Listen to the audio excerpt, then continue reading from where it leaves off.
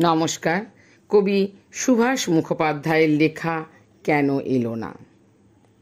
সারাটা দিন ছেলেটা নেচে নেচে বেরিয়েছে।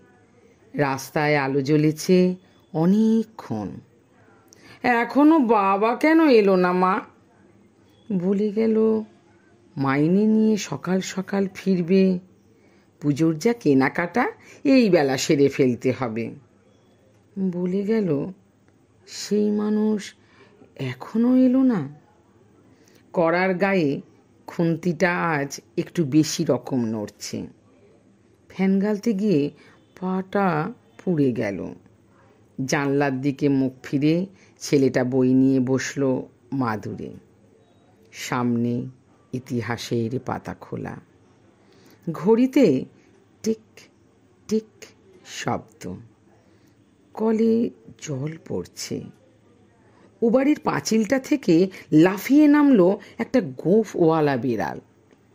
বাপের আদরে মাথা খাওয়া ছেলের মতো হিজিবিজি অক্ষরগুলো একগুঁয়ে অবাধ্য। যতক্ষণ পুজোর জামা কেনা না হচ্ছে নড়বে না। এখনো বাবা কেন এলো না মা?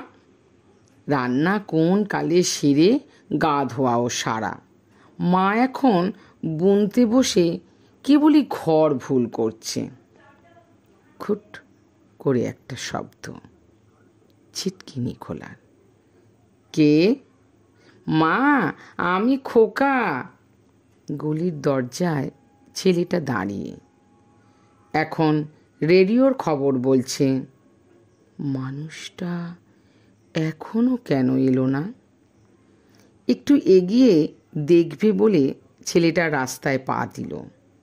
মোড়ে ভিড়, একটা কালো গাড়ি, আর খুব বাজি ফুটছে। কিসের পুজো আজ? ছেলেটা দেখে আসতে গেল। তারপর অনেক রাত্রিরে বারুদের গন্ধে ভরা রাস্তা দিয়ে অনেক অলি গলি ঘুরে মৃত্যুর পাশ কাটিয়ে বাবা এলো, ছেলে এলো না। নমস্কার।